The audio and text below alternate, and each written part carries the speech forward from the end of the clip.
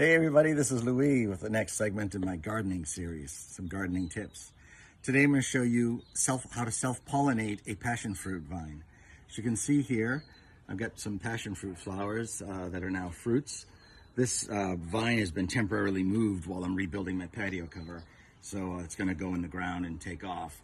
But we've already had about 40 flowers this year and not got a single fruit, and I thought, you know what, I got to go back to self-pollinating so we don't lose a crop. So let me show you what to do.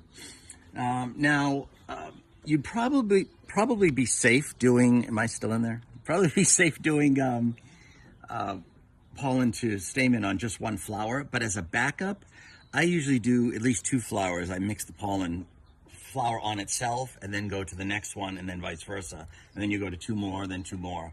Because if you think about when bees travel, they've got pollen from all different flowers on them. So, and I don't know enough about every kind of plant in the world that some plants might need pollen from another plant or this or that, but if you go between flowers, you'll hedge your bets. I've done 2 sessions already, and every single flower is now a fruit. So here we go. Quickly, here are the pollen buds here, whatever you call them. I'm using a little simple paintbrush. Then I dust it onto the stamen, if I'm using the word correctly. Gather the pollen, deliver, gather the pollen, deliver. Now I'm going to gather some pollen and go to the next flower and just give this one a taste of that too. Then I'll go back and grab some more and give her some. And then I'm going to take her own pollen and mix it on hers.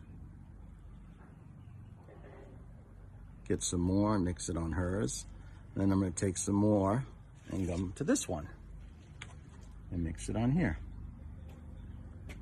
So now everybody has everybody's.